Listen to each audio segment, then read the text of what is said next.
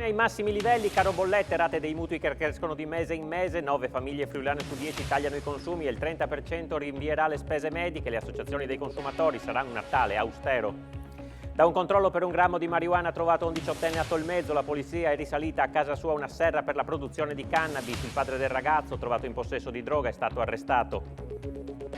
Massimiliano Fedriga ha ribadito che si ricandiderà alla guida del Friuli Venezia Giulia, supportato dal centro-destra compatto. Le opposizioni intanto provano l'intesa per il campo largo con i primi contatti tra PD e 5 Stelle.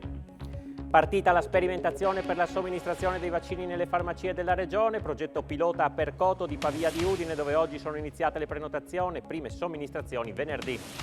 Per quasi 20 anni Ramon è stato dipendente dall'eroina fino a vivere per strada, poi il cambio di vita dalla comunità di Don Larice alle ultramaratone di 100 km e con la corsa ora aiuta i meno fortunati.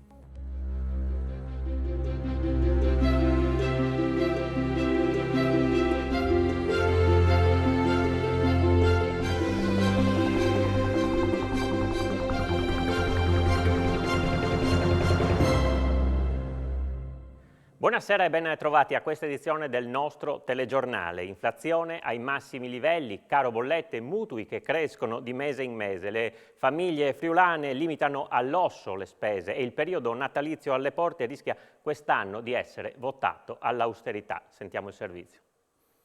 Carrelli vuoti e un Natale austero è quanto si prospetta per il periodo festivo alle porte, secondo le associazioni Consumatori Attivi e Consumerismo, i cui sportelli sono presi d'assalto con richieste d'aiuto. Complici un'inflazione ai massimi livelli, il caro bollette e i mutui sempre più pesanti, le famiglie friulane saranno costrette a privarsi di molte cose. Il consumatore non sceglie più la frutta che più gli piace, ma la frutta che è in offerta e spesse volte magari è la frutta anche più scadente. Stesso dicasi ad esempio per quanto riguarda la carne, non si sceglie più magari la carne di manzo, ma si opta per la carne di maiale con delle qualità inferiori a quelle che diversi prodotti locali potrebbero offrire e quindi ovviamente insomma questo poi rischia di riflettersi appunto sulla salute. Secondo i dati raccolti dalle associazioni, il 92% dei cittadini sta cercando di tagliare i consumi, il 50% delle famiglie sta rinviando o addirittura cancellando le spese programmate e il 30% ha deciso di rinviare le spese mediche.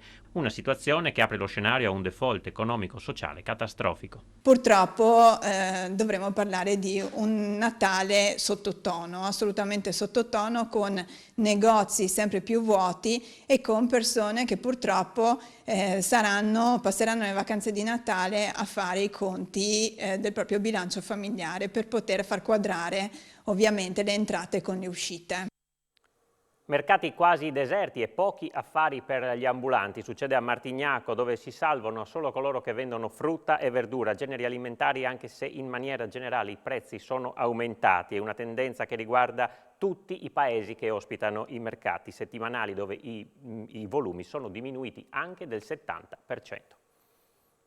Mercati praticamente deserti, volumi ridotti anche dell'80%, boccheggiano gli ambulanti perché l'antica tradizione tipicamente friulana di raggiungere le piazze dei paesi per passare qualche ora fra le bancarelle e cercare l'affare pare essersi persa nel tempo. Per quest'anno un po' peggio, sì, perché la gente anche manca soldi.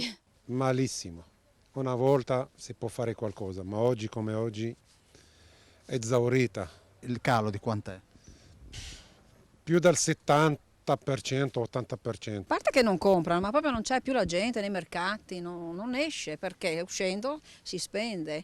Cioè anche la minima, cioè anche se vado in un bar a fare colazione, è inutile, la gente non ce la fa più. Fra i frequentatori, soprattutto pensionati che fanno la spesa, stando particolarmente attenti ai prezzi, ma non nascondendo che in questi luoghi la qualità è garantita. La qualità c'è e quindi si paga anche Volentieri un po' di più. un po' di più. Una parabola discendente che mette in pericolo i bilanci di chi ogni anno, a qualsiasi temperatura, si sposta all'alba per allestire le proprie bancarelle. Acquisti quasi chirurgici, comprare meno per puntare a non sprecare nulla in case dove ad oggi non si è nemmeno acceso il riscaldamento. Signora, riscaldamento? Non abbiamo ancora acceso? Paura delle bollette? Eh sì. Tipo corrente, che adesso abbiamo protestato, 400, quasi 500 euro in due, non ho né condizionatore né asciugatrice, abbiamo la lavatrice ma siamo due pensionati, sì. La cronaca: trovano un 18enne in possesso di meno di 1 grammo di marijuana in casa sua a Tolmezzo. Poi così i poliziotti scoprono una serra per la produzione di cannabis con tanto di piante essiccate, bilancino e soldi in contanti. Arrestato il padre del ragazzo trovato in possesso di stupefacente. In casa aveva allestito una vera e propria serra per la produzione di marijuana. Quando la Polizia di Stato del Commissariato di Tolmezzo, con i colleghi della Polizia Locale e dell'unità cinofila di San Michele al Tagliamento, hanno perquisito la sua abitazione, hanno trovato marijuana già essiccata, piante verdi e molti semi, hashish su un bilancino di precisione, 1,7 kg di piante essiccate, 4.600 euro in contanti, probabilmente provento dell'attività di spaccio, eppure un quaderno con appunti per la coltivazione. È finito nei guai un 48enne carnico, è stato arrestato per detenzione e produzione di sostanze stupefacenti. Nei confronti dell'uomo il GIP ha disposto la misura cautelare dell'obbligo di presentazione alla polizia giudiziaria. I poliziotti sono giunti al 48enne dopo che lunedì mattina, nell'ambito di controlli mirati contro lo spaccio di droga nella zona dell'autostazione di Tolmezzo, avevano trovato in possesso del figlio 18enne meno di 1 grammo di marijuana. Ora vi raccontiamo la storia di Ramon Manganelli, oggi un ultramaratoneta impegnato nel sociale e nella beneficenza, ma 30 anni fa entrava nel tunnel della dipendenza da stupefacenti. Per 20 anni è stato dipendente dall'eroina, ma poi ha deciso di entrare in comunità e salvarsi la vita. All'età di 14 anni mi sono fatto trascinare in quel brutto tunnel che è la tossicodipendenza. Sono passato direttamente all'eroina, prima sniffando e dopo purtroppo col buco, e per quasi 20 anni ho fatto questa vita, insomma, e si dormiva anche sotto il ponte, ecco. E ho deciso di chiudere con questa vita andando in una comunità, era la comunità di Don Davide Larice, che adesso è a Ribis. Ho fatto 2 anni e 3 mesi. Rammento che io pesavo 108 kg, da quella volta ho cominciato a correre, ho cominciato con i primi passi, passo veloce, e da lì sono cominciata la mia esperienza, insomma, con la mezza maratona, con la maratona, dopo con le 100 km. Nella tua corsa c'è però anche della beneficenza. Nell'ultima edizione di Teleton qua a Udine ho vinto la 24 ore individuale facendo quasi 180 km in 24 ore. Seguo moltissimo ASLA Pordenone, che c'è il mio amico Michele Roveredo che organizza sempre questi eventi per la sclerosi laterale amiotrofica. Anche sabato scorso abbiamo fatto una 3 ore, un 30 km a favore di ASLA a Fanna, vicino Maniago. Io ho organizzato un po' di anni fa una corsa per una bambina che era rimasta orfana di papà e di mamma. La mamma correva con me. Per questa bambina, che adesso ha circa 8 anni, siamo riusciti a racimolare 20.000 euro, in più agli studi pagati fino al 18° anno di età e in più agli sport e tutto il vestiario pagato dalla mia banca, che è stata veramente grande. Un uomo di Sacile di 87 anni, Agostino Tonussi, è stato trovato senza vita questo pomeriggio in alta quota nel territorio comunale di Polcenigo, nella zona di Costa Cervera, nei pressi di una malga. L'uomo, amante della montagna, stava percorrendo in auto la strada che da Sacile porta al Cansiglio quando ha accusato un malore. Ha avuto giusto il tempo di accostare la macchina prima di accasciarsi e di individuare la salma 2 ciclisti. Dopo la chiamata al SORES, gli infermieri della sala operativa hanno guidato al telefono i 2 ciclisti nelle operazioni di rianimazione durate a lungo. L'anziano però non ha mai ripreso conoscenza. Nel frattempo è stato inviato sul posto l'elisoccorso, che però ha dovuto fare rientro a causa della scarsa visibilità in zona. Sul posto i carabinieri di Polcenigo insieme ai tecnici del soccorso alpino, che hanno ricondotto il decesso a cause naturali. Ed è stata trovata senza vita la donna di 58 anni di San Canzian di Isonzo, di cui non si avevano più notizie da ieri sera. Le ricerche dei vigili del fuoco, dopo la denuncia di scomparsa presentata dal marito, si erano concentrate nella zona del sentiero Rilke a Sistiana. Questa mattina il ravvenimento della salma. I carabinieri della stazione di Aurisina hanno escluso il coinvolgimento di terze persone. Cambiamo argomento. Oggi l'udienza preliminare per Ali Kashmin, reo confesso del delitto del 17enne Robert Trajkovic, ucciso a Trieste lo scorso gennaio.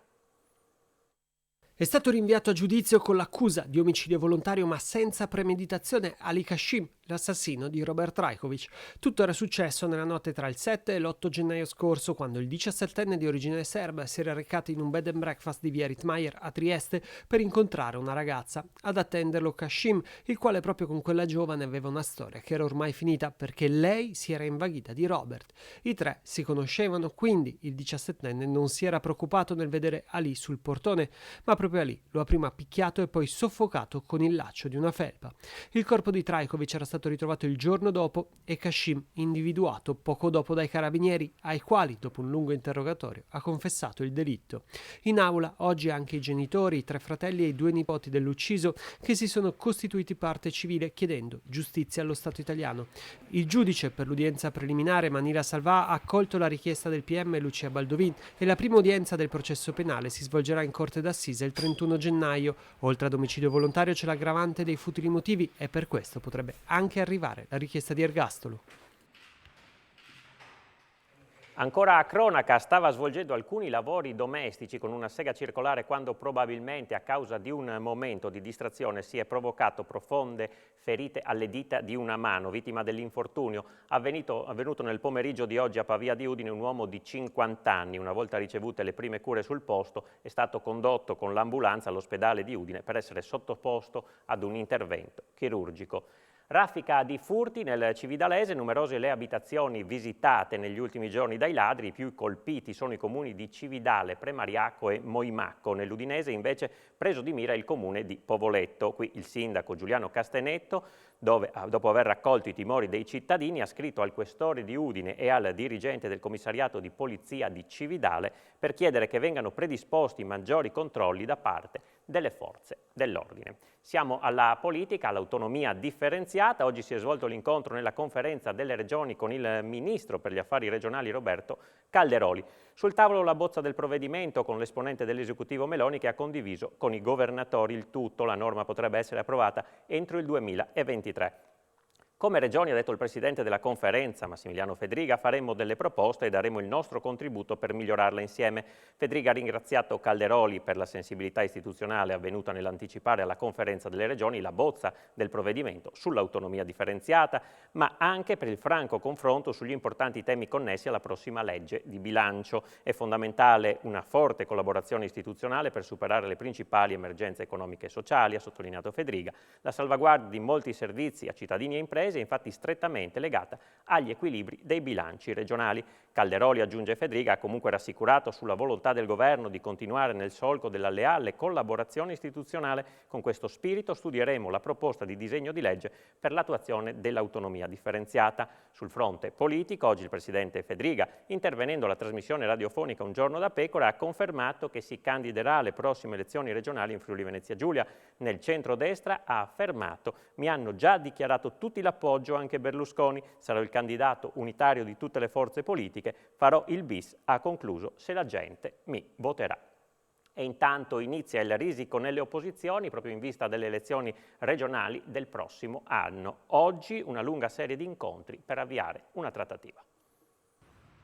I primi a incontrarsi sono stati il Partito Democratico con il Movimento 5 Stelle, poi i Dem hanno incontrato Patto per l'Autonomia e i pentastellati Open FVG. Sono le prime manovre per capire se ci sarà o meno il campo largo e al momento è tanto presto per fare previsioni. È un primo incontro e quindi non poteva essere risolutivo. Abbiamo riconosciuto credo una volontà comune di tutti di essere della partita nel miglior modo possibile, in opposizione, rappresentando una narrazione molto diversa da quella della giunta uscente. Come Movimento 5 Stelle stiamo lavorando su determinati temi che presenteremo a livello regionale, poi valuteremo chiunque voglia stare su questi punti che sono per noi sicuramente saranno fondamentali, che dovranno rispettare i nostri principi e quindi valuteremo quello. E poi nelle prossime settimane, credo già la prossima, avremo un incontro anche con il nostro Presidente Conte per poter discutere anche della situazione del Friuli Venezia Giulia. Sarà quindi l'ex Premier a indicare se e con chi. Con Open FVG la strada sembra decisamente in discesa, con i Dem bisognerà riuscire a trovare un punto di di equilibrio sui punti programmatici, dove al momento ci sono comunque visioni molto diverse. L'IVA ha poi interloquito con Patto per l'Autonomia, con cui i rapporti sono molto buoni e quindi appare anche in questo caso un percorso non troppo complesso. L'obiettivo comune di tutti i partiti, comunque, è di arrivare a un campo largo. È iniziato oggi il confronto in Consiglio regionale sulla nuova norma del commercio che arriverà in aula all'inizio del prossimo anno.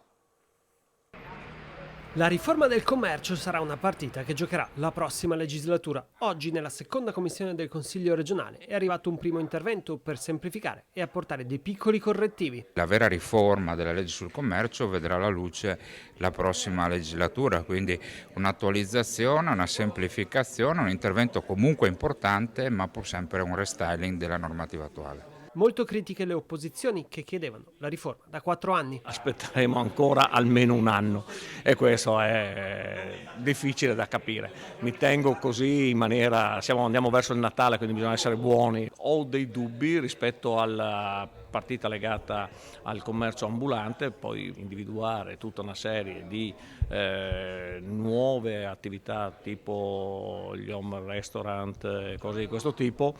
Non vorrei che andassimo poi a penalizzare chi invece fa il commercio o l'albergatore o l'esercente. Gli articoli che sono stati presentati riguardano o adeguamenti normativi oppure cercano di dare risposte anche per quanto riguarda il commercio su Repubblica, tutte le problematiche che abbiamo visto anche nel recente passato, soprattutto al comune di Pordenone con le proteste dei commercianti e quant'altro. Il processo di consolidamento del bilancio della Regione Friuli-Venezia Giulia per l'esercizio finanziario 2021 ha determinato un risultato economico pari a 651.898.000 euro, portando a pareggio il totale dell'attivo e del passivo consolidato. Lo ha evidenziato l'assessore regionale alle finanze Barbara Zilli in apertura della seduta della prima commissione consiliare, che ha espresso parere favorevole a maggioranza alla proposta di bilancio consolidato. Il documento dovrà essere approvato dal Consiglio regionale entro la fine del mese. Il PD ha manifestato l'auspicio che in occasione dell'esame da parte del Consiglio siano presenti tutti gli assessori che hanno relazioni dirette con i contenuti del consolidato. Furio Onsel di Open FVG ha chiesto indicazioni numeriche riguardo il personale delle consolidate per avere un quadro delle persone che vi operano. Roberto Cosolini del PD ha rimarcato in tema medio credito vecchia gestione una contrazione molto pesante dei ricavi, circa il 20% tra il 2020 e il 2021, e invece un risultato di esercizio quasi esplosivo per l'Agenzia regionale per il diritto allo studio di oltre 8 milioni, una crescita iperbolica, ha detto, nonostante la sua finalità di erogare servizi. Il pentastellato Christian Sergo infine si è concentrato su alcune voci che hanno visto cambiamenti significativi. Per esempio nel 2020 avevamo 600 milioni di euro di accantonamento rischi che diventano 130 nel 2021, mentre nel 2019 erano stati 180. Risaltano inoltre i 240 milioni in meno, dice, del 2021 in quanto a proventi da tributi. Cambiamo argomento, sit-in Cividale a difesa del distaccamento locale dei Vigili del Fuoco. Il sindacato di categoria Conapo ne chiede l'apertura permanente e non a singhiozzo. Nell'organico dei Vigili del Fuoco del Friuli Venezia Giulia mancano 150 persone e non è possibile che il distaccamento di Cividale venga chiuso quando le squadre che vi lavorano devono dare manforte alla sede di Udine. Parte da questi presupposti la protesta del sindacato autonomo di categoria Conapo, che oggi ha organizzato un sit-in davanti alla sede della città ducale. Questo distaccamento permanente viene spesso chiuso per sopperire le carenze di organico che ci sono nella sede centrale di Udine e quindi spesso il distaccamento di Cividale, il personale va al comando di Udine.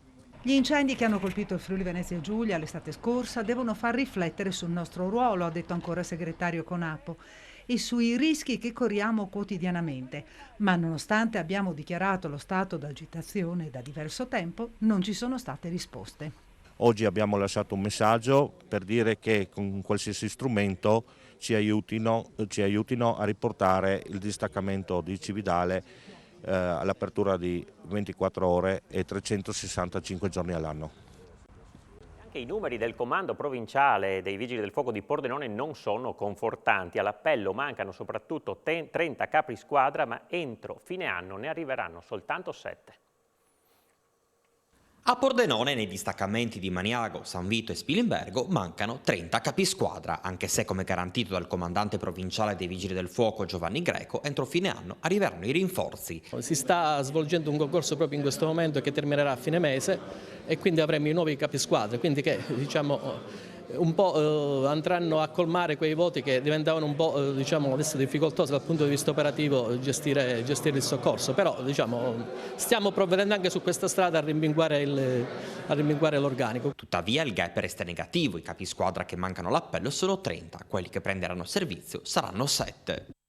L'economia per il settore legno arredo che vede schierate 2.800 imprese. L'obiettivo è la sostenibilità, visto che negli ultimi 4 anni un terzo delle aziende ha effettuato eco-investimenti. Il dato è emerso nel pomeriggio a San Giovanni al Natisone, nella sede del CATAS, dove la Camera di Commercio ha promosso un incontro tecnico.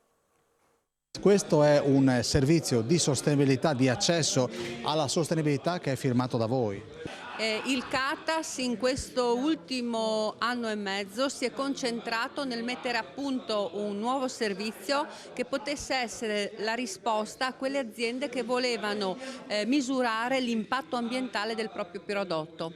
Quindi parliamo di quelle aziende che operano in un sistema di certificazione integrato che presidia anche le tematiche ambientali. E quindi oltre ad avere un sistema di gestione generale dell'impresa entrano nello specifico e monitorano anche la propria produzione. Chi lancia un nuovo prodotto oggi verifica e monitora anche il ciclo di vita del prodotto stesso. La sostenibilità sta anche nelle piccole cose, è una filosofia di comportamento che deve portare sia chiaramente il consumatore, il cittadino, ma soprattutto chi produce, ad avere un'attenzione particolare verso i temi non solo ambientali, ma sono anche temi legati al modo di vivere. Le aziende friulane si stanno comportando bene, l'attività, il numero dei clienti dimostrano che le aziende stanno sempre di più ricercando queste forme di valorizzazione, di certificazione, chiamiamole come vogliamo. Chiaro che c'è ancora molto da fare, ma io ritengo che siamo sulla buona strada. Pezzo di Friuli sarà protagonista ai mondiali di calcio in Qatar al via domenica. Lo stadio che ospiterà la gara inaugurale è stato realizzato anche dalla pordenonese Cimolai, che ha costruito l'avveniristico tetto in acciaio. L'ingegno italiano ad essere protagonista ai mondiali di calcio in Qatar. Domenica prossima la partita inaugurale tra Qatar ed Ecuador si svolgerà all'Al Bayt Stadium, costruito in joint venture da un pool di imprese, tra cui la Cimolai di Pordenone, che ha realizzato e montato le gradinate superiori, le membrane, l'intera copertura in acciaio, compreso il tetto mobile. Questa tenda assurgerà ad essere la più grande del mondo, visto che l'impianto si estende su una superficie di circa 1,4 km quadrati per 320 metri di lunghezza, 280 metri di larghezza e 73 metri di altezza, e può contenere fino a 65.000 posti a sedere. A dominare l'intero progetto, come dimensioni e come ricercatezza ingegneristica, è la copertura mobile realizzata dalla Cimolai, caratterizzata da un tetto largo 100 metri, lungo 160 e pesante 25.000 tonnellate, che si estende da una parte all'altra del terreno di gioco. La mega copertura impiega circa 20 minuti per aprire e chiudersi in 2 metà verso il centro del campo attraverso sofisticati meccanismi.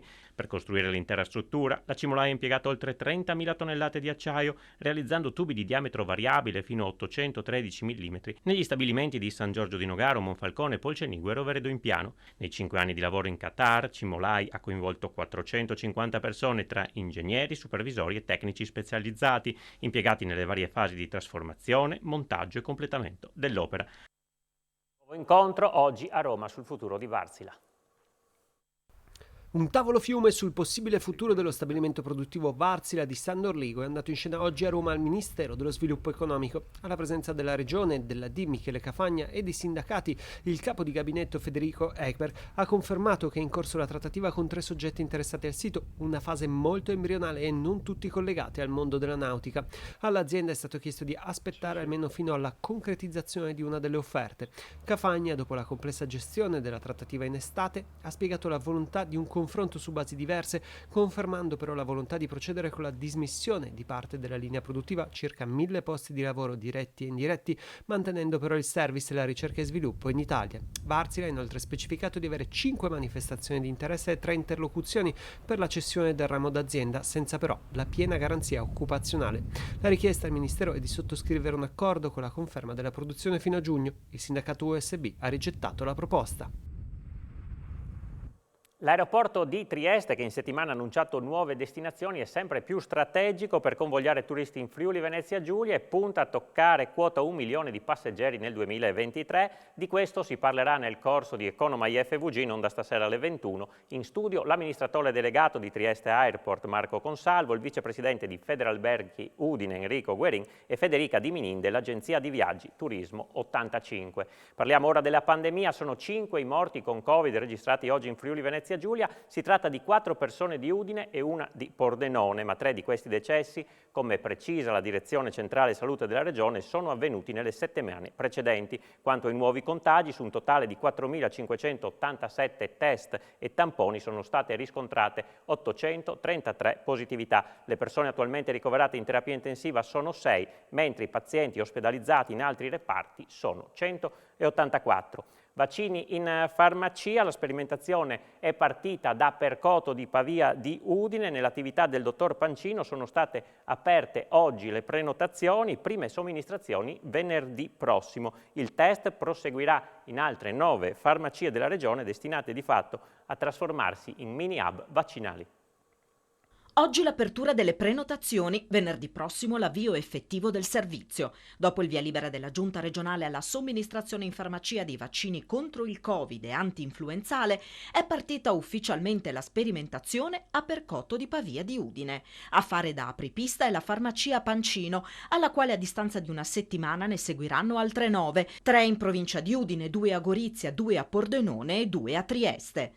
Quando il servizio prenderà piede, il territorio disporrà di fatto di tanti mini hub vaccinali distribuiti capillarmente e quindi più vicini ai cittadini. Per quanto riguarda il vaccino anti-Covid, le farmacie sono autorizzate solo per i richiami, non per la prima dose, spiega Luca De Grassi, presidente di Federfarma del Friuli Venezia Giulia. Per quanto riguarda l'antinfluenzale, può essere somministrato sia ai soggetti per i quali è offerto gratuitamente, sia alle persone che lo richiedano a pagamento.